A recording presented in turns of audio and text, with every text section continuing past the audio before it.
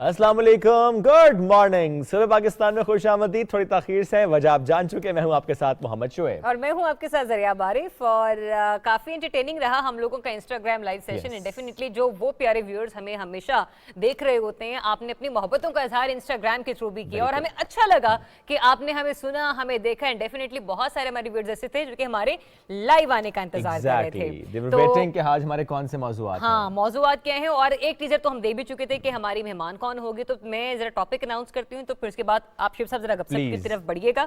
क्योंकि हमने टीजर तो आपको ये दिया था कि हम लोग बात करेंगे पाकिस्तान की बढ़ती हुई आबादी के हवाले से और उसकी मसाइल के हवाले से। अगर हम लोग जनूबी एशिया रीजन के हवाले से बात करें, जहाँ पर पाकिस्तान फॉल करता है, तो कहा जाता है कि यहाँ पर जो सालाना अगर हम देखें ना शरह पैदाइश है वो 2% से ज्यादा है। यानी कि ये कि पाकिस्तान में रोजाना की बुनियाद पर 16,000 बच्चे पैदा होते हैं। ये बहुत बड़ा फिगर है जो कि मैं आप लोगों को बता रही हूं। दूसरा ये कि पाकिस्तान इस लिहाज से दुनिया का 5वां मुल्क करार दिया गया है कि पाकिस्तान में आबादी की जो शरह है वो दिन ब दिन तेजी से बढ़ती चली जा रही है। लेकिन सवाली निशान यहाँ पर यह है कि क्या आबादी के जो मसाइल हैं उसी एतबार से हमारे पास वसाइल हैं? बिल्कुल, एक तो ये सवाल है। दूसरा ये कि हम माँ और बच्चे की सेहत को कोई नज़रअंदाज तो नहीं कर रहे। इस अहम मसले पर डिस्कशन करते करते तो आज इस अहम मौजू पर गुफ्तगू के लिए हमें ज्वाइन किया है head of gynaecology department PIMS doctor Syeda Batool Mazhar साहिबा ने। गुड मॉर्निंग कहेंगे, welcome to the show.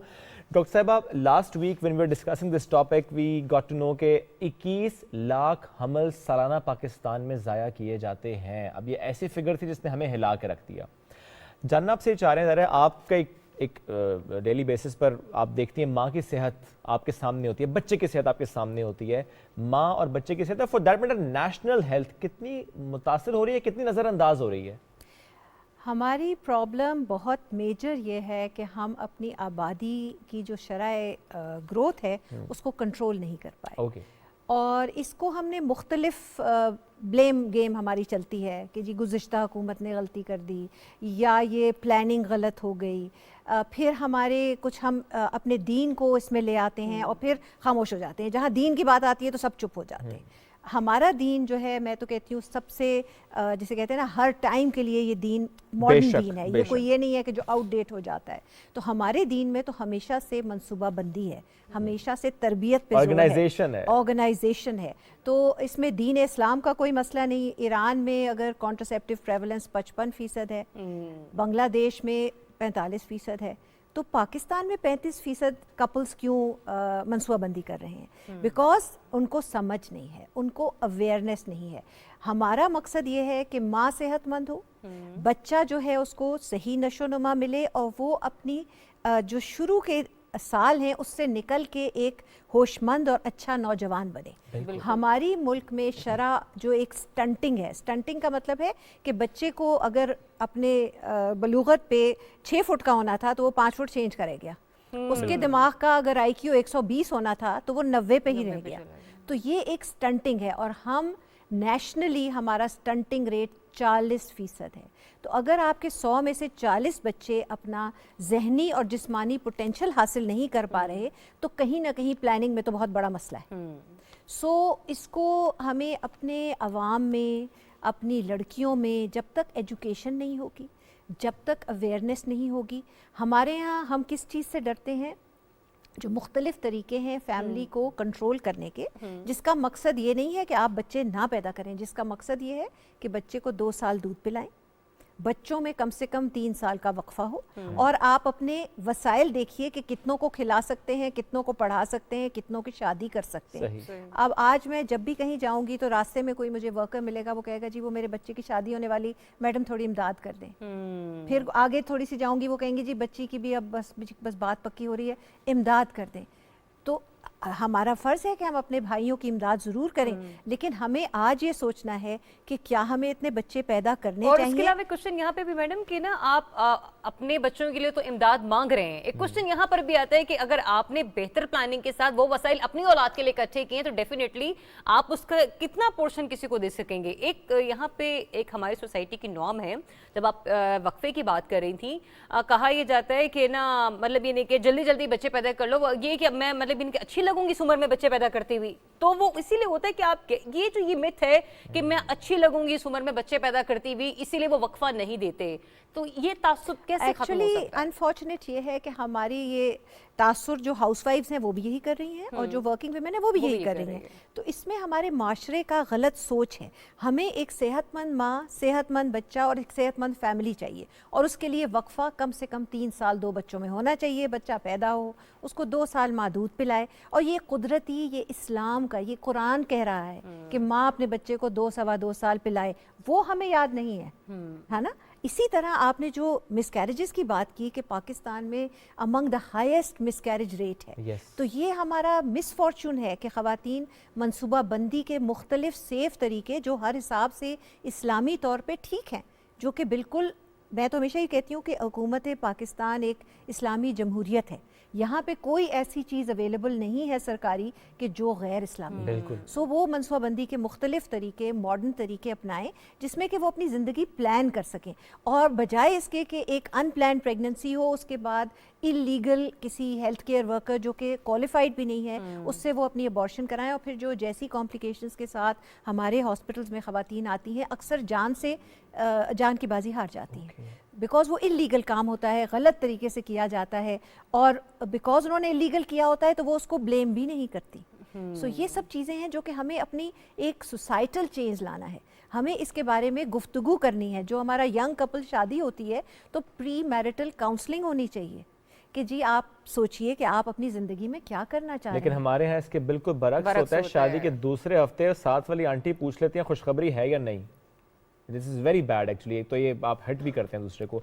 Doctor साहब एक बात और बताइएगा, क्या यही मामलात हमें देही इलाकों में और शहरी इलाकों में एक यकसा नज़र आते हैं या कि मुख्तलिफ सूरत हाल है? मेरा ख्याल है कि ज़्यादा मुख्तलिफ नहीं है, बिकॉज हमारे जो अर्बन इलाके हैं, जो शहर हैं, वहाँ पे हमारी कच्ची आबादियाँ बेहिसाब हैं, वहाँ पे हमारे गुर्बत बहुत है।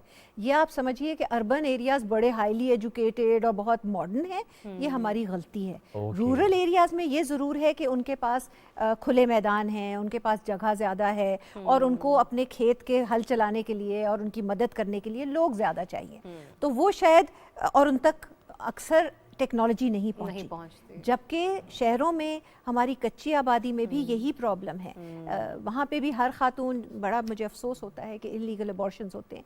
ये एक बड़ा हेल्थ सिस्टम का फेलियर है। हमारा काम है कि unmet need of family planning को हम अप्रोच करें। हमारा प्रेवलेंस यानी 35% कपल्स जो नहीं चाहते कि उनके घर में बच्चा हो वो प्रैक्टिस करते हैं, लेकिन तकरीबन 21% कपल्स ऐसे हैं, यानी हमारी रिक्वायरमेंट कॉन्ट्रसेप्शन की कोई 60% है, लेकिन 35% लोग इस्तेमाल कर रहे हैं, और बाकी जो है वो परेशान है कि यार गलती हो गई। सो ये हमारी इसमें कोताही है और कुछ हमारे कपल्स की अनअवेयरनेस। अच्छा, इसमें डॉक्टर साहब क्या ऐसी परसेंटेज भी है जो करना तो चाहते हैं लेकिन उनके पास सहूलत मौजूद नहीं है?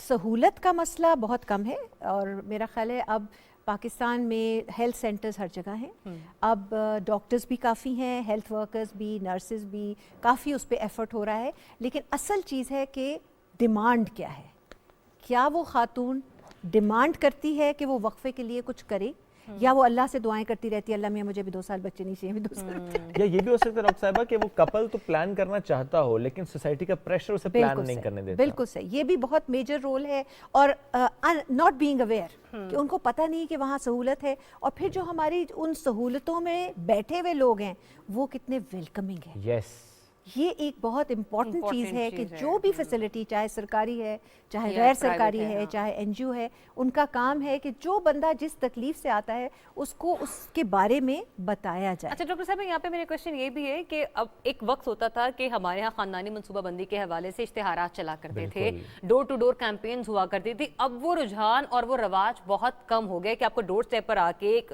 खातून या मतलब यानी कि जो कैंपेन चला करती थी वो आपसे मुलाकात किया करते थे, बताया जाता था। कम से कम अगर एक मोहल्ला है 10 दरवाजे नहीं भी खुले तो कम से कम 2 जरूर खुला करते थे उनको वेलकम करने के लिए।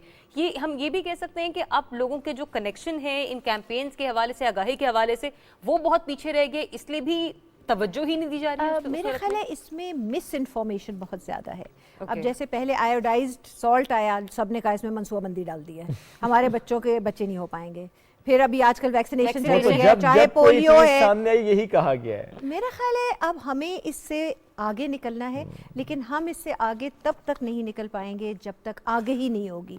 आगे ही के लिए एजुकेशन बढ़ाइए, अपनी बच्चों को एजुकेट कीजिए, जिसमें कि वो खुद अपनी हेल्थ केयर सीकिंग बिहेवियर बेहतर करें।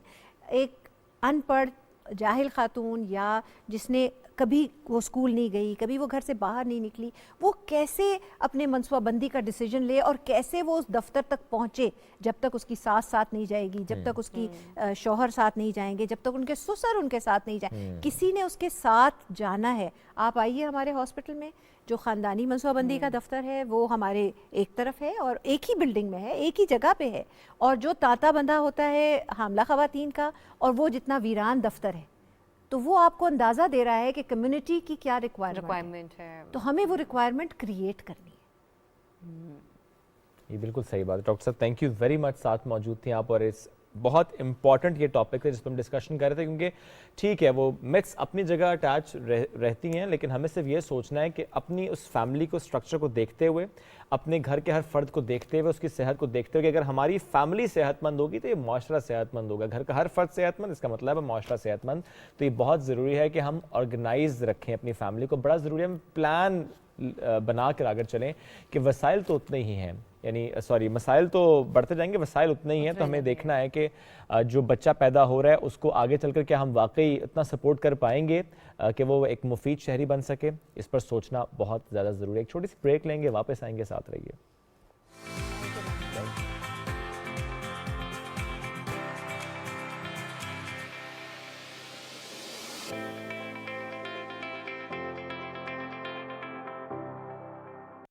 क्या आपको पता है पिछले 20 सालों में स्टॉक मार्केट इन्वेस्टमेंट का रिटर्न 18% सालाना रहा है, यानी कि बाकी ऑप्शंस जैसे कि बैंक, गोल्ड, रियल एस्टेट और डॉलर से काफ़ी बेहतर। अब आप KSB की K-Trade ऐप से घर बैठे डायरेक्ट इन्वेस्टमेंट कर सकते हैं। अकाउंट ओपन करने के लिए www.ksb.com पर जाएं और ओपन अकाउंट पर क्लिक करें। ऑनलाइन फॉर्म में डिटेल्स जैसे कि नाम, एड्रेस, ईमेल और KYC डॉक्यूमेंट्स जैसे कि NIC की कॉपी, प्रूफ ऑफ फंड्स और बैंक स्टेटमेंट अपलोड करें। अब बस K-Trade अकाउंट में पैसे ट्रांसफ़र करें और स्टॉक मार्केट में पाकिस्तान की बेस्ट कंपनीज में बआसानी इन्वेस्ट करें। K-Trade, अब इन्वेस्टमेंट करे हर कोई।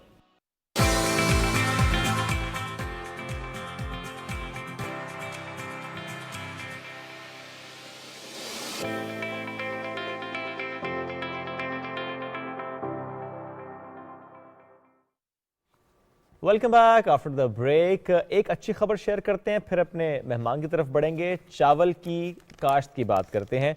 खुशबू और जायके के लिए मशहूर है पाकिस्तानी चावल, इसकी पैदावार बढ़ रही है। हुकूमत की जानिब से जो मिलने वाली मराहत हैं इसका किसान भरपूर फ़ायदा उठा रहे हैं और चावल की रिकॉर्ड 8.9 मिलियन टन पैदावार मुतवक्के है। पाकिस्तान में चावल की जो सालाना तलब है वो 3.7 मिलियन टन है और अगर पैदावार 8.9 मिलियन टन होती है तो यानी कि जो इजाफी चावल है वो बैरून मुल्क भेजा जाएगा और उससे ज़रिए मुबादला कमाया जाएगा।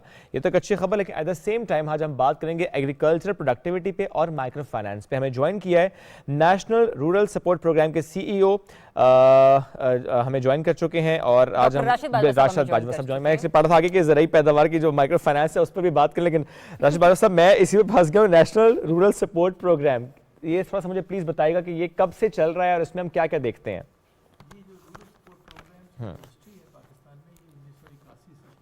ओके,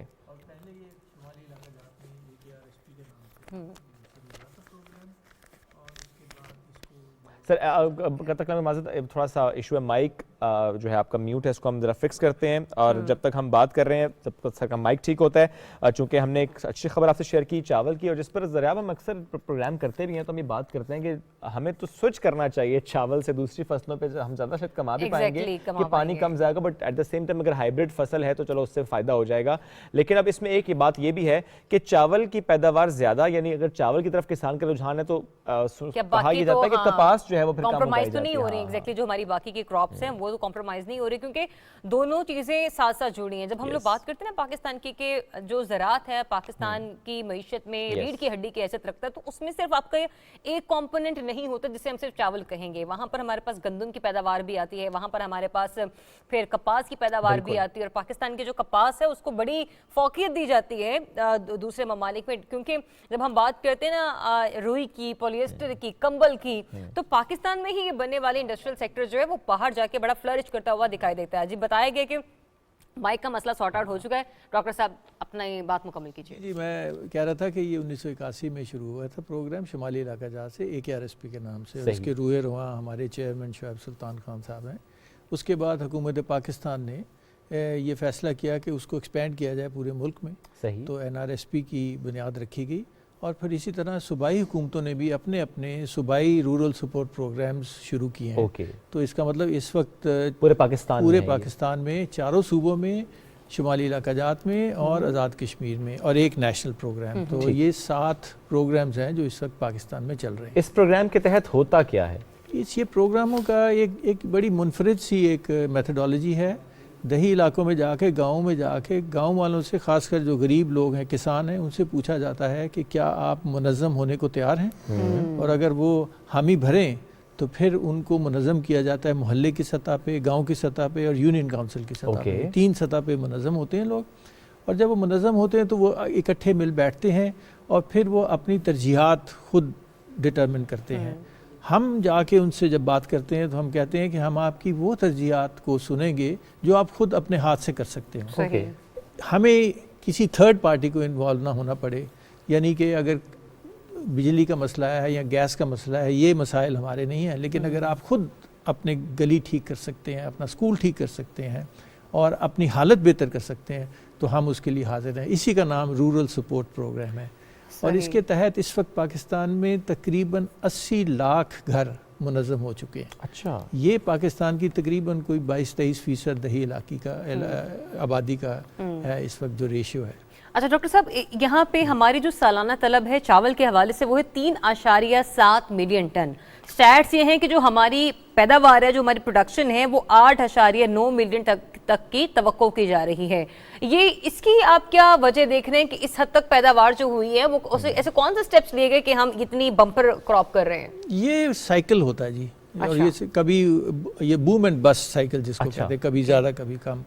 लेकिन इसका जो, अगर आपने सस्टेनेबल तरीके से एग्रीकल्चर को देखना है तो उसके लिए कुछ शराइत हैं जो ज़रूरी हैं। सबसे पहले तो ये है कि किसान के लिए कर्जा जात का बंदोबस्त किया जाए, कि ये सारे रूरल सपोर्ट प्रोग्राम किसान को शख्सी ज़मानत पे बगैर किसी कोलेट्रल के कर्जा देते हैं। बिला सूद कर्जा होता है ये? जी, बिला सूद कर्जा होता है। अच्छा, अब इस वक्त जो हुकूमत पाकिस्तान का जो प्रोग्राम कामयाब पाकिस्तान है, जिसके अंदर एक बहुत बड़ा एलिमेंट बिला सूद कर्जों का भी है, जो अखुवत के जरिए हो रहा है। अखुवत के साथ और NRSP 2 इदारे हैं जिनके साथ ये हो रहा है। और इसके अलावा ये तो एक इकाई है एग्रीकल्चर प्रोडक्शन में, लेकिन इसके 4-5 और जुज़ हैं जिनकी तरफ तवज्जो देनी ज़रूरी है। मिसाल, पहला जो जुज़ है, जहाँ दुनिया में ज़राअत में तरक्की हुई है और सस्टेनेबल यानी दूररस तरक्की हुई है, उसके लिए बहुत अहम है कि गांव की सतह पे या यूनियन काउंसिल की सतह पे स्टोरेज का इंतज़ाम किया जाए, कि जिनस को किसी तरह स्टोर किया जाए। स्टोरेज का मसला ये होता है कि बहुत सारी अजनास ऐसी हैं जिसके अंदर मॉइस्चर ज़्यादा होता है, उसको कम करने की ज़रूरत है। सही। इसका मतलब आपको कोई ड्राइंग सिस्टम लगाना पड़ता है। तो मैंने ये देखा है कि सबसे जो अहम पॉलिसी लेवल की जो चीज़ है वो ये है कि अगर हम छोटी स्टोरेजेस यूनियन काउंसिल की सतह पे हर जिन्स के लिए, चाहे वो चावल है, चाहे वो कपास है, चाहे वो गंदम है, चाहे वो कोई भी है ऐसा, तो उसके लिए एक तो स्टोरेजेस की बहुत ज़रूरी है, जो करना गांव वालों को खुद ही है, और ये गांव वाले खुद मैनेज कर सकते हैं। ठीक, बस अब वो सपोर्ट चाहिए, उनको गाइडेंस सपोर्ट चाहिए, उनको ड्राइंग की सपोर्ट चाहिए और उनको हुकूमत की थोड़ी सी सपोर्ट चाहिए, ताकि एक किस्म की उनको अगर सस्ते कर्जे मिल जाए जिससे ये स्टोरेजेस बन सके, तो ये मामला हल हो सकता है। ठीक है, ये तो पहली इकाई है। दूसरा, इसी है ये जो स्टोरेज फैसिलिटी कायम होगी यूनियन काउंसिल की सतह पे, वहीं से किसान को फिर अपनी जो ज़राई इनपुट्स हैं, चाहे वो खाद है, बीज, अच्छा बीज है और दवाइयाँ हैं और जो एडवाइजरी सर्विसेज है, वो वहाँ से मिले। तीसरी जो इकाई ये है कि किसान अपना जो सामान है वो उसमें इतनी कैपेसिटी हो कि जब उसकी फसल तैयार हो जाए तो वो ना सिर्फ उसको बेच सके पर उसके पास एक ऑप्शन हो कि वो उसको स्टोर करे। आप देखिए कि ज़राई इजनास में ये होता है कि जब फसल आती है तो प्राइस ड्रॉप होती है, 3 माह के बाद वही प्राइस ऊपर चले जाता है। तो ये जो है ना, जो डिफरेंस है, ये किसान को फ़ायदा होना चाहिए। तो अगर किसान को ये तीसरा एलिमेंट है कि उसके पास स्टोरेज, और उसके लिए हुकूमत पाकिस्तान ने एक, अब SCCP ने मिलके उन्होंने एक वेयर हाउस रिसीट्स का कॉन्सेप्ट मुतारिफ़ किया है, और उसके लिए उन्होंने अब लाइसेंस दिए हैं ऐसे इदारों को जिनको कहते हैं कोलैटरल मैनेजमेंट कंपनीज।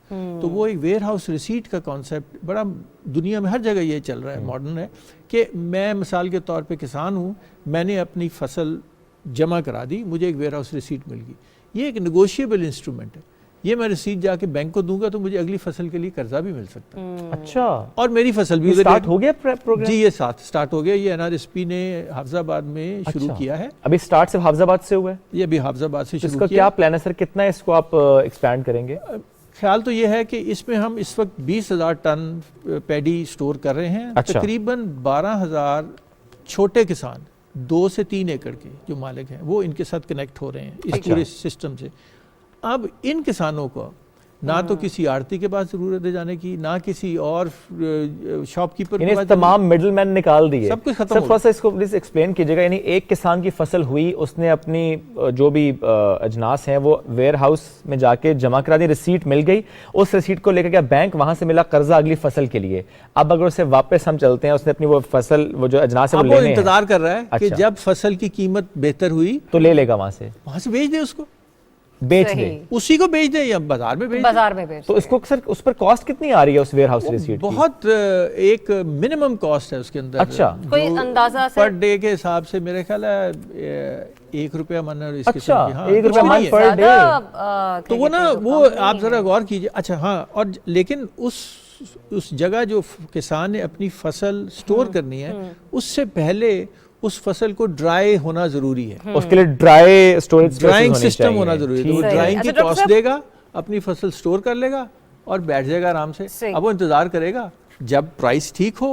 इसको कहते हैं हेजिंग। तो वो हेज कर सकता है अपनी, और उसको कोई जरूरत नहीं है अगला कर्जे के लिए। उसने अब उसका साइकिल कंप्लीट हुआ तो मेरा ख्याल है कि 3 साल के अंदर पाकिस्तान में हम जो ज़राई पैदावार है उसकी कम से कम 30 से 50% तक इसमें इंक्रीज कर सकते हैं। इस सिर्फ हम बचत कर पाएंगे, इसकी खराब नहीं होगी। जी जी। और अभी जो हमने जो एक्सपेरिमेंट किया है वो उसमें थर्ड पार्टी ने आके, ये ENY वालों ने आके एक वैल्यूएशन की थी इंटरम। तो वो उनकी रिपोर्ट ये बता रही है कि 30% तो अभी उनकी आमदन बढ़ गई है छोटे किसानों की। अच्छा डॉक्टर साहब, एक ये भी रिसर्च कहती है USDA की कि किसान कपास की जगह चावल की फसल को तरजीह दे रहे हैं। अगर वो कपास की जगह चावल को तरजीह देते हैं तो हमारी जो बाकी की क्रॉप्स हैं क्या वो इफेक्ट हो सकती हैं? देखिए, जो कपास और चावल आपस में कॉन्फ्लिक्ट नहीं करते। ठीक है। पाकिस्तान में कपास जो है वो साउथ में होती है, चावल सेंट्रल पंजाब और ज़्यादातर नॉर्थ में होता है, सेंट्रल पंजाब में होता है। तो जो कॉन्फ्लिक्ट आता है वो कपास का और गन्ने का आता है। ओके। और वहाँ ये ज़रूरी है कि पाकिस्तान में हम गन्ने का मसला ये है कि गन्ने की जो फसल है वो 1 साल से लेके तकरीबन 15 माह उस ज़मीन को ऑक्यूपाई रखती है गन्ना, फिर वो तैयार होती है। बाकी दुनिया में चीनी जो बनाई जाती है वो चुकंदर से बनाई जाती है, वो बारीक चीनी होती है। बिल्कुल। वो 4 माह या 6 माह की फसल है। अब आप जरा गौर करें कि अगर हम इसको स्विच करें चुकंदर पे और उससे हम शुगर बीट से चीनी बनाएं, जैसे वो बारीक ज़रूर होती है, उसमें थोड़ी सी मिठास, लेकिन बाहर चीनी ही होती है, चीनी होती है। तो उसका फ़ायदा ये हो गया 6 माह के लिए वो जो हमारी ज़मीन है वो अवेलेबल हो जाएगी दूसरी फसल के लिए। उधर ऑयल सीड जो इस वक्त हम तकरीबन कोई 2 से 3 अरब डॉलर का ज़र मुबादला हम खर्च कर रहे हैं तेल और खुर्दनी तेल को मंगाने के लिए, उसको हम सब्सटीट्यूट कर सकते हैं इस इलाके में।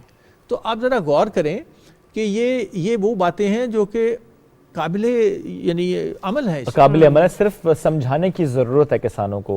थोड़ा सा पॉलिसी लेवल पे अगर हम इस पे डिस्कशन करें पॉलिसी मेकर्स के साथ तो ये मुमकिन है। मतलब ये स्मार्ट वे है, आप जल्द से जल्द दूसरी फसलों की तरफ बढ़ सकते हैं। बिल्कुल ऐसे ही। और आप देखिए कि अगर और उसमें आप चाहे ऑयल सीड लगाएं, आप कपास लगा लें, बिल्कुल, क्योंकि 6 महीने के लिए आपके पास वो 6 माह जमीन मौजूद है। और ये इस किस्म के जो हैं, जो स्ट्रक्चर्स हैं, स्ट्रक्चरल चेंजेस, स्ट्रक्चरल रिफॉर्म्स की जरूरत है। ठीक है सर, लास्टली बस मुझे ये बताएं कि जो हम बात कर रहे थे वेयर हाउस रिसीट्स की 2022 में, अभी तो सिर्फ हाफिजाबाद में है, 2022 में कितने और इलाकों में प्लान है और किस किस शहर में या किस किस गांव में प्लान है? इसके लिए हम बात करें प्रोविंशियल गवर्नमेंट से भी कि अगर वो इसको आके देख लें एक दफ़ा, इस एक्सपेरिमेंट को जो हमने पूरा कंप्लीट किया है, तो छोटे छोटे यूनिट्स, और इस वक्त हमारा प्लान ये है कि हम तकरीबन 10 यूनिट्स फिर तजर्बे के तौर पे ये लगाएंगे।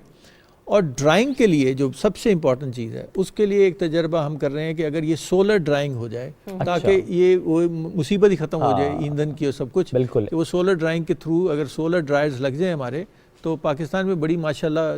तो ये कहाँ पे प्लान है आपका? ये उसी के अराउंड ही हम करेंगे ताकि एक पूरा इकोसिस्टम बन जाए। ओके, ठीक है, थैंक यू। और फिर हम बाकी सूबों में जाएंगे। बिल्कुल सही, एक जगह प्लान एग्जीक्यूट करने के बाद फिर आप लोग दूसरे सूबों में जाएंगे। Very nice. अभी हाफिजाबाद में है और इंशाल्लाह ये नेशन वाइड हमें नजर आएगा, क्योंकि बहुत ज़बरदस्त ये प्लान है कि पहले जो किसानों को नुकसान हो रहा था अब वो नुकसान नहीं होगा। ये वेयर हाउस रिसीट कॉन्सेप्ट यानी हाफिजाबाद वालों के लिए है, लेकिन इंशाल्लाह आगे आने वाले दिनों में, वक्तों में पूरे मुल्क में यानी गाँव देहात में हम देखेंगे। Thank you very much. Doctor Rashid साहब साथ मौजूद थे, आप गुफ्तगू कर रहे थे। एक छोटी सी ब्रेक लेंगे नाज़रीन, वापस आएंगे, साथ रहिए।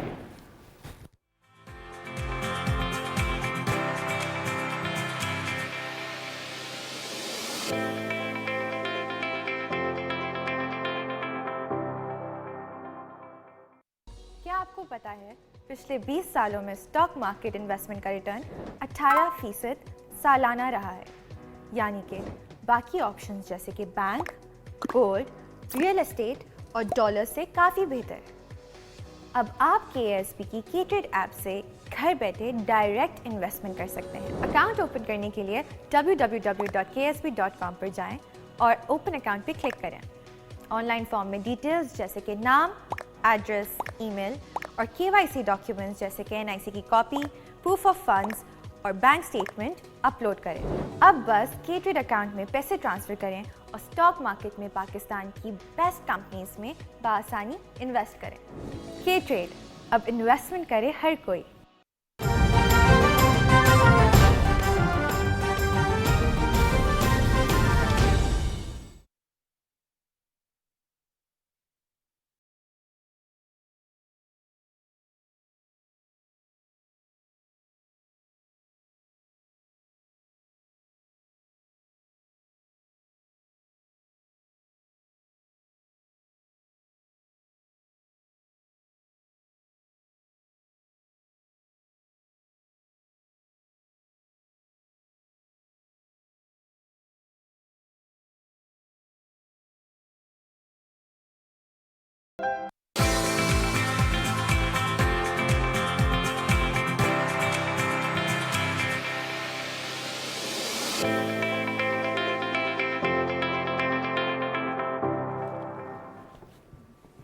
जी वेलकम बैक नाज़रीन। प्रोग्राम में अब हम बढ़ रहे हैं अपने सेलिब्रिटी लाउंज की तरफ और आज भी हमारे पास बड़ी ही प्यारी सी और इंटरेस्टिंग सी मेहमान शख्सियत मौजूद हैं और बड़ा खूबसूरत गाते हैं वो, इसलिए आज बने हैं सुबह पाकिस्तान के मेहमान। हमें ज्वाइन किया है सेमी क्लासिकल और गजल गायक अदील बरकी साहब ने, जो कि म्यूजिक इंडस्ट्री में डेफिनेटली एक जाना पहचाना नाम है। कुछ कम गाया है लेकिन जब भी गाया है बहुत खूब गाया है और एक गीत उनका है बेखुदी।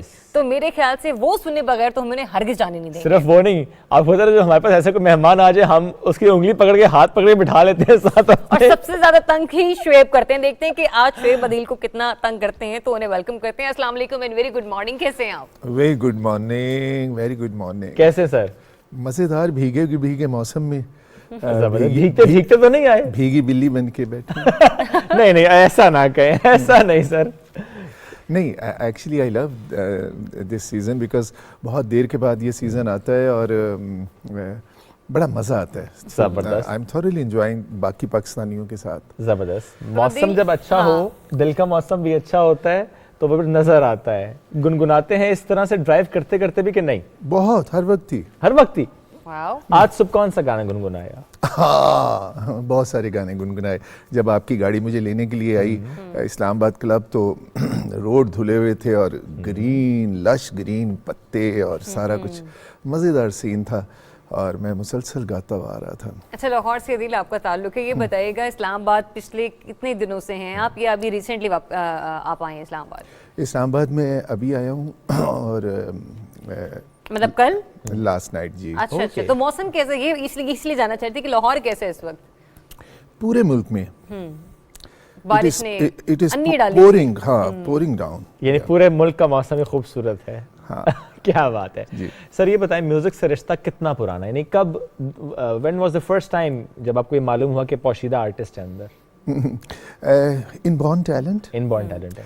और मेरा ख्याल है कि एहसास स्कूल टीचर ने दिलवाया कंपटीशन में भेजने से पहले, और फिर उसी हिसाब से तैयारी होती रही, नेशनल सॉन्ग्स की, नात की, गज़ल की, गीत की, फिर उसी हिसाब से ट्रेनिंग मिलने लग गई और ये ज़िंदगी का सफ़र माशाल्लाह।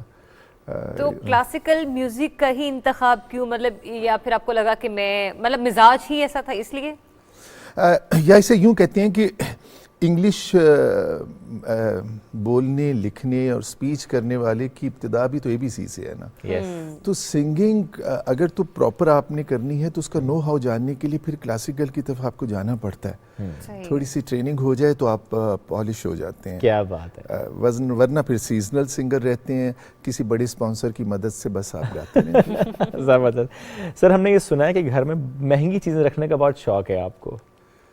आप सुनी सुनाई बातों पे क्यों यकीन करते हैं? अच्छा, ऐसा नहीं है?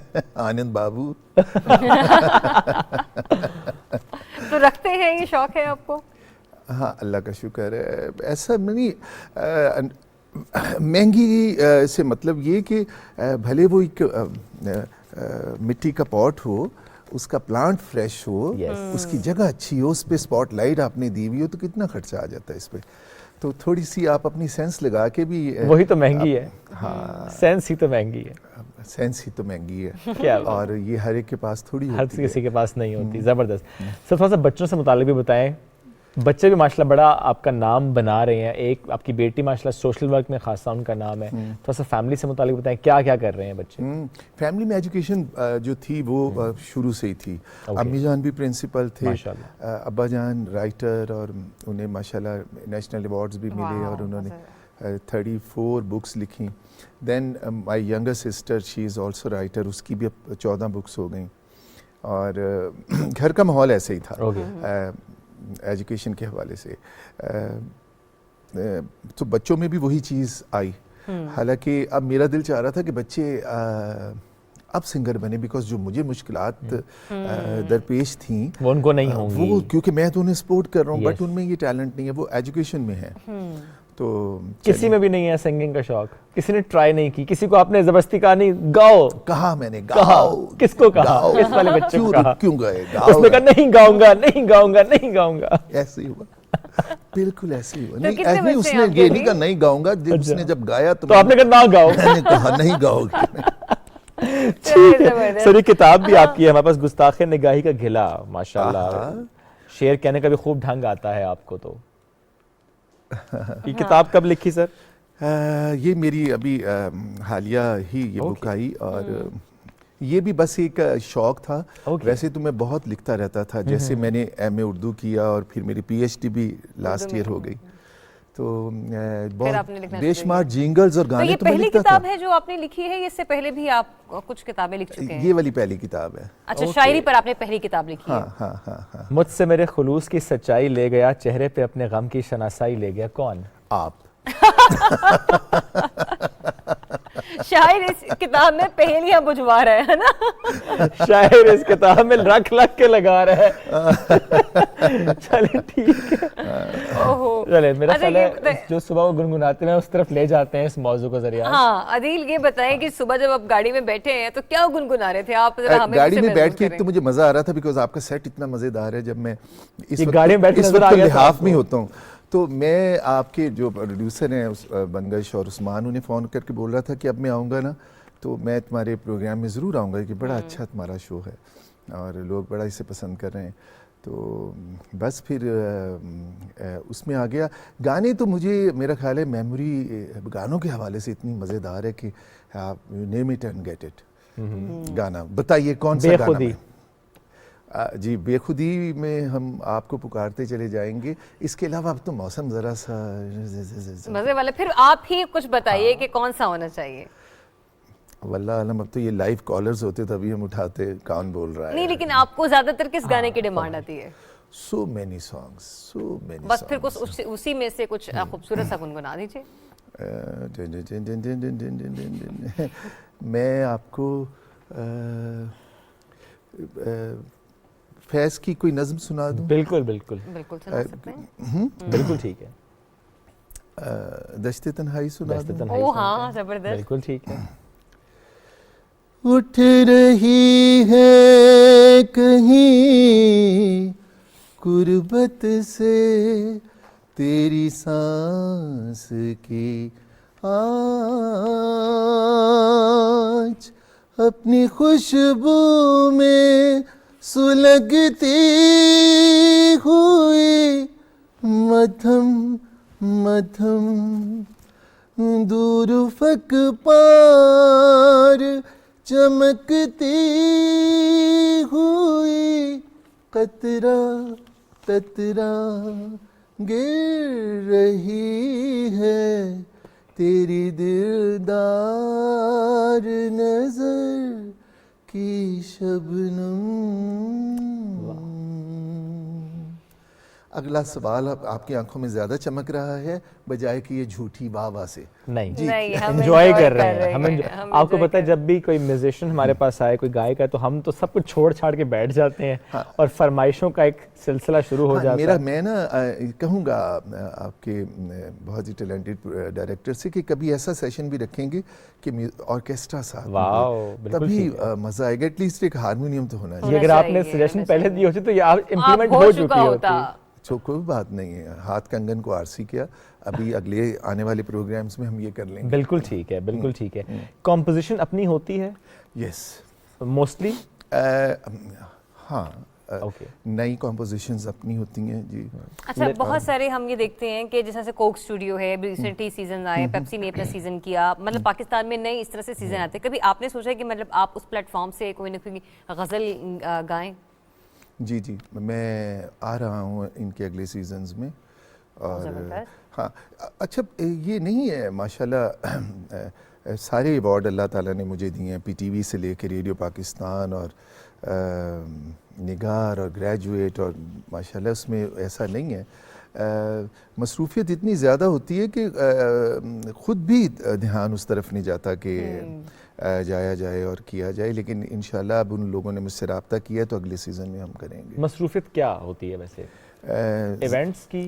हाँ, शोज़ होते हैं ज़्यादा, इवेंट्स होते हैं। देन फिर बिज़नेस भी मुझे अपना लुक आफ्टर करना होता है, और हमारे प्रोजेक्ट्स होते हैं। मेरे अपने स्टूडियो में कंपेन्स आ जाती हैं, इलेक्शन वालों के जिंगल्स आ जाते हैं, किसी प्रोडक्ट की मुहिम आ जाती है, उसके लिए फिर वो बनाना, तैयार करना, देन डबिंग के आ जाते हैं। हाँ, तो अभी इलेक्शन कैंपेन में क्या पीटीआई के लिए भी कोई जिंगल थी? बहुत ज़्यादा पीटीआई के लिए मैंने, नून लीग के लिए बहुत ज़्यादा किया, उस पर भी अवार्ड मिला था।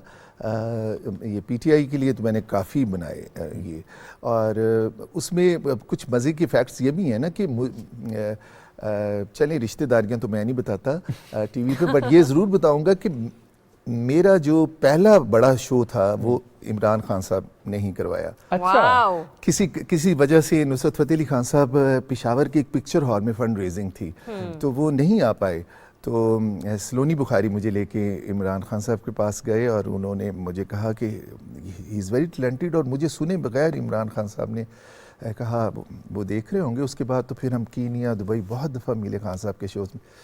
तो उन्होंने कहा हाँ हाँ हाँ ये बिल्कुल ठीक है, इसे लेके चलें पेशावर। तो मैंने कहा इन्होंने तो सुना भी नहीं। तो कहने लगे नहीं चलो। एंड वो मेरे पास फुटेज है इतनी मज़े की कि मेरा हाथ पकड़ के ये वो मुझे स्टेज पे गया और उन्होंने कहा कि मैं ये लेके आया हूँ, ये आपको देखने में हीरो लगता है लेकिन ये गाना गाता है। I was in senior school eight that time, that was superb. और उसके बाद फिर इनका जो वलीमा था जुमाइमा खान वाला, उसका बड़ा शो मैंने किया ज़ुमान पाक की पाक में, जिसमें 10,000 लोग थे। दैट वाज माय बड़ी परफॉर्मेंस। एंड आरिफ अलवी साहब को भी आदाब आदाब, वो देख रहे होंगे मेरे मोतियों जैसे दांत, हमारे बहुत प्यारे प्रेसिडेंट साहब जो बहुत बड़े डॉक्टर भी हैं। अपने आज वो कराची में अपने क्लिफ्टन वाले क्लिनिक में उन्होंने अपने हाथों से दांत ठीक किए थे 3 दफ़ा। Yes, he is superb man. और माशाल्लाह मिसेस अलवी एंड फैमिली, इनके भी सारे शोज़ मैंने, इन बच्चों की सारी शादियों के मैंने शोज़ किए हैं। बल्कि इनकी जब मैं इनके घर पहली दफ़ा गया और उसके बाद से जब जब भी गया तो इनके गेट के साथ बहुत बड़ी ना मिसेस अलवी लेकर आए रूट्स कहीं से, अच्छा, सजाने के लिए। उसके पास 2 घड़े रखे, ये रखे ये रखे। और जब वो मुझे सी ऑफ करने के लिए पहली दफ़ा बाहर आए तो उन्होंने मुझे कहा ये देखेंगे मैं ये रूट्स, मैंने कहा बहुत प्यारी ये लेकर आई हैं। कहती हैं लेकिन ये तो फूटने लग गई हैं। मैंने कहा अरे वाह, ज़मीन पक्की के ऊपर ये कैसे फूटने लगे? कहते हैं मैं खुद हैरान हूँ, छोटे छोटे पत्ते निकले थे। अगली दफ़ा गया तो वो और बड़े हो गए थे, अगली दफ़ा गया तो वो और बड़े हो गए थे। और वो कोनों की रूट्स थी जो बड़े दरख्त बन गए थे ड्राइववे पे पड़े पड़े। तो मैंने मुड़ के कहा कि ये तो कोई बहुत लकी चीज़ मुझे लगती है। सो लाइफ बहुत मज़े के वाक़यात से भरी पड़ी। अभी मैं तो ये बताएं कि जब मतलब एजुकेशन करते करते मतलब किस उम्र से आपने गाना शुरू किया, घर वालों का रिस्पांस कैसा? I was very young at that time, as I told you कि that was my very early stage of singing. But उसमें तो ये था ना कि कंपटीशन में फर्स्ट इनाम लिया और मज़ा आ गया। स्कूल प्रिंसिपल के ऑफिस में ट्रॉफीज़ रख दी गई, मज़ा आ गया। देन रोल ऑफ ऑनर मुझे 3 मिले मेरे स्कूल से, बड़े एजाज़ की बात। सब कुछ अच्छा चलता रहा? पेरेंट्स की सपोर्ट रही उसमें? उस वक्त तक तो शाबाश शाबाश शाबाश। कब मसला हुआ? मसला तब हुआ जब मैंने एज अ प्रोफेशनल गाना शुरू किया। जब जिम खाना में मेरा शो हुआ या इस्लामाबाद क्लब में हुआ, बैनर्स लगे, तो उस वक्त उन्हें थोड़ा सा मसला हुआ।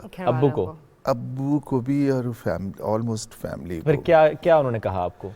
कैसे मैं बताऊं, पंजाबी में जो मुंह भर भर के गालियां दी वो तो आप लोग सेंसर कर देंगे 1 मिनट में। मतलब सिर्फ मामलात गालियों तक ही महदूद रहा? नहीं, चप्पल उतरने तक। चप्पल उतरी मुझे लगी नहीं। अच्छा, वो आप बचत हो गई? मेरी दादी ने बचा लिया। अच्छा, तो दादी ने बचाया, दादी ढाल बन गई। तो दादी को क्रेडिट जाता है आपके इस नाम के पीछे? नहीं, इसके बाद जब मुझे पाक फौज की तरफ से एजाज़ मिला, मुशर्रफ साहब घर तशरीफ़ लाए, तब अब्बा जान was very happy. That was the first time जब वो खुश हुए गाने को लेकर? प्रोफेशन मेरे ख्याल में प्रोफेशनली गाना हाँ, नहीं उस वक्त वाकई खुश हुए। और फिर उन्होंने, प्रेसिडेंट साहब ने उन्हें कहा भी कि आप जिस नज़र से देखते हैं ये उस तरह का सिंगर नहीं है, ये तो आप ये देखें कि बाहर जाता है और ये पाकिस्तान का नाम रोशन करता है, ये एक फील्ड है और उसमें ये नहीं है। और फिर उस वक्त मैं बाबा बुल्ले शाह और दूसरों के सूफी कलाम भी गाने लग गया था, मुझे बहुत अच्छा लगता था। बाबा बुल्ले शाह का कोई कलाम सुनाया दे, मुझे खुद उनके लिखे हुए कलाम बड़े पसंद है।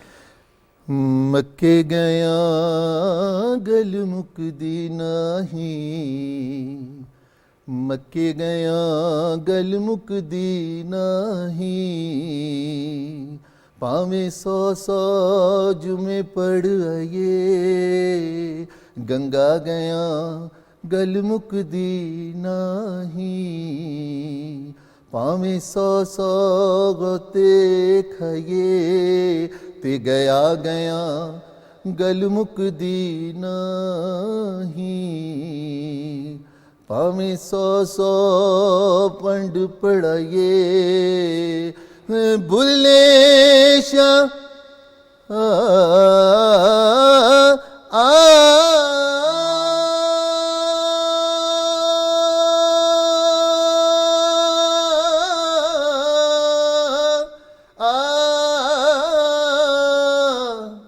बुल्ले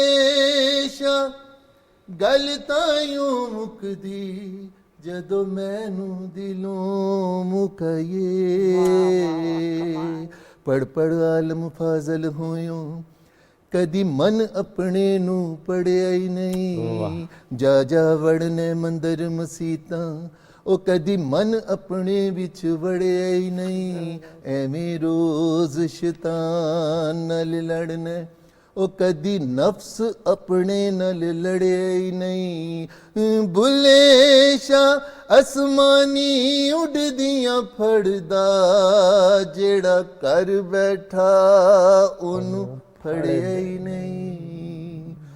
बड़ा तवील है आपके प्रोग्राम का वक्त। खूबसूरत अदील, आपने जो सुर लगाया है ना और वो जो बज़ क्रिएट की, मतलब बहुत खूबसूरत आवाज दी है अल्लाह ताला ने आपको। Thank you so much. बस उसके लिए टाइम भी तो चाहिए होता है ना। अब मैं इतने रोजाना की बुनियाद पर वो रियाज होते हैं। आजकल तो शोज डेली चल रहे हैं ना, तो फिर रियाज शो में ही रियाजत हो जाती है। हाँ, वो भी लंबा चौड़ा गाना होता है तो उसमें रियाजत हो जाती है। बट जो टीचर ने सिखाया, रियाज करवाया, वो तो ज़रूरी होता है उसके साथ साथ। सही। सिखाते भी हैं? इतना टाइम नहीं मिलता। ओके, सिखाना चाहते हैं? सच बिजी भी बिजी, ऑब्वियसली बिजी हैं। और बड़ी देर के बाद जैसे कोरोना जैसी एक वबा अल्लाह ताला ने नाजिल की और फिर तौफीक दी हमारी गवर्नमेंट को और हमें कि हम उसके ख़िलाफ़ लड़ सकें, तो उस सारे बीच में दुनिया भर में सारे बिजनेस ही ख़त्म हो गए। तो म्यूज़िक के लिए तो एक गैदरिंग ज़रूरी हुआ करती है, तो वो रेड अलर्ट कर दिया गया सारा, तो वो सब शोज़ चले गए। तो फिर उसके बाद घर में प्रैक्टिसिंग होती नहीं। अब बहुत देर के बाद आके 2-2.5 साल के बाद आके इस सीज़न में ये सब शुरू हुआ है। अल्लाह करे आप चीज़ें। मैं तो बस ये सोच रही हूँ कि जब ये रियाजत होती होगी, सुबह सुबह रियाज होता होगा, तो कितने लोग एंटरटेन होते होंगे आपके नेबर्स के। नहीं, तो आप क्या समझती हैं कि मैं चौराहे में रियाजत करने नहीं, लेकिन कम से कम अगर घर का लॉन हो या आपने कहीं पे भी बैठे हो तो आवाज को सुर ही ऐसे है कि आवाज तो जाती होगी। राजदारी में रियाजत होती है। अच्छा, किसी को साथ वाले किवाड़ में खबर तक नहीं होती। लेकिन जब लाइव रियाजत हो तो सबको खबर होती है। जैसे कुछ दिन पहले निशो साहिबा के साथ एक इवेंट हमने देखा आपका फेसबुक पे, जिसमें वो भी गुनगुना रही थी। अगर आप उन्हें लाइव कॉल पे लेते तो आपको मजा आ जाता। अच्छा, हाय, कोशिश कीजिए अगर आप ले सके तो। उन्होंने मेरे बारे में इतने अच्छे कमेंट उस दिन बोले जो मुझे बहुत अच्छे लगे। कुछ गुनगुनाया भी आपने फिर उनके साथ? हाँ, गुनगुनाया। हाँ, बड़े सारे आया। वो तो किसके साथ नहीं गुनगुनाया, सबके साथ ही गाने गाए हैं। सबसे ज्यादा अच्छा आपको किसके साथ लगा स्टेज शेयर करके? गाना शेयर करके? हाँ, स्टेज शेयर करना। कभी कहीं पे परफॉर्मेंस हो रही हो तो मतलब ये नहीं कि, या फिर किसी शादी में पर्सनली भी, तो जिनके साथ उन्होंने भी 2-4 सुर लगा दी, आपने भी लगा दी और आपको वो दिन वो वक्त याद हो? नहीं, ये काफ़ी दफ़ा हुआ और क्योंकि फिर बहुत सारी दोस्ती हैं तो किसी एक का नाम लेना नहीं अच्छा। आप 10-12 नाम ले लीजिए। हाँ, तो चलिए हमें भी पता चल जाएगा कि किस किस के साथ आपने शुगल इस तरह से लगा। फरीदा खानम साहिबा के साथ श्रीनगर में सूफ़ी रंग प्रोग्राम में जाने का इत्तेफाक हुआ टैगोर हॉल में। वो एक अमेजिंग और यादगार शो था। मैडम फरीदा खानम देख रहे होंगे शो, उनकी बेटी शबाना साथ थी, उन्होंने मुझे बहुत शाबाशी दी। उन्होंने कहा कि सही पाकिस्तान का नाम बेटा तुमने रोशन किया। एंड आबदा परवीन साहिबा के साथ माशाअल्लाह, और सबके साथ ही, किसके साथ नहीं। अभी जैसे मैं एक फिल्म का म्यूजिक दे रहा हूँ इंटरनेशनली, वो बन रही है पड़ोसी मुल्क के हवाले से। चाइना के साथ जो बन रही है? नहीं, हमारे दूसरा एक पड़ोसी मुल्क है, उनके साथ बन रही है। नहीं, पड़ोसी तो नहीं है। हाँ, खैर वो तो उसके लिए फिर मैंने कंपोज किए राहत फ़तेह अली खान साहब के साथ। उन्होंने मेरे साथ गाना गाया और शफ़क़त इमानत अली ने गाया, और ये बड़े मज़े के गाने हैं। इसके अलावा मैंने पड़ोसी मुल्क के कुछ फीमेल सिंगर्स से भी गवाए। जो जिस तरह से टर्किश ड्रामास पाकिस्तान में रिलीज हुए, क्या उसके आपने उर्दू में OST गाया या है इत्तेफाक कि OST आपकी जो गानों के होते हैं उनको गाएं?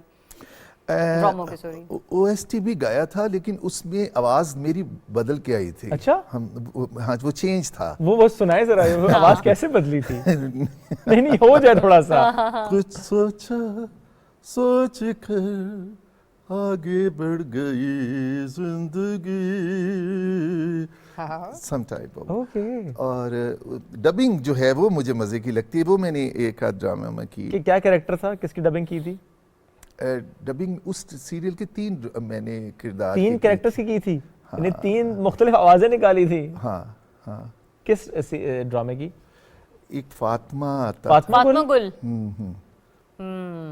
अच्छा, वो मैंने ड्रामा देखा भी है, इसका मतलब आपकी आवाज सुनी मैंने। एक उनका जो एक उनके अंकल थे मोटे, उनकी एक हीरो की। अच्छा। हाँ, और एक और कैरेक्टर था वो स्लिम सा जो कॉमिक कैरेक्टर था। ओके, यानी 3 लोग आपस में बात कर रहे हैं और आवाज एक ही शख्स की है, 3 मुख्तलिफ अंदाज में बड़ा है। ये फन है, ये टैलेंट है माशाल्लाह। पता नहीं चलता, वो फिर आ जाती है, बन जाती है आवाज, बिल्कुल ऐसे लहजा बन जाता है। बिल्कुल ऐसे। Sir thank you very much, it was nice having you, बड़ा मजा आया। मौका कम था कि और सुन पाते, लेकिन बेखुदी आपने नहीं सुनाया, ये हमारा गिला है आपसे। नहीं, ये गिला बिल्कुल नहीं रहेगा। मैं कहूँगा ना, आपके एक तो डायरेक्टर आपके जो हैं वो यंग भी हैं और बड़े टैलेंटेड हैं, और वो नई चीज़ें करना भी चाहते हैं, तो हम उन्हें बोलेंगे कि आइंदा किसी इवेंट पर बस रख लें एक सेशन, ग्रेट, और लाइव कॉलर रख लें और हम ज़बरदस्त। चलिए, ये पक्का वादा हो गया sir. Thank you very much, stay blessed sir. नाज़रीन, वक्त हो गया खत्म, आपसे मुलाकात करेंगे इसी तरह की और ज़बरदस्त पर्सनालिटी के साथ कल। अपना बहुत सा ख्याल रखिए। कोविड है, ओमिक्रॉन वेरिएंट है, बहुत ज़्यादा फैल रहा है, मास्क का इस्तेमाल कीजिए, समाजी फासले को बरकरार रखिए। कोई ऐसा इवेंट है जो प्लान कर रहे हैं तो plan accordingly, we are experiencing this 5th wave. बहुत सा ख्याल रखिए। अल्लाह हाफ़िज़। Thank you sir.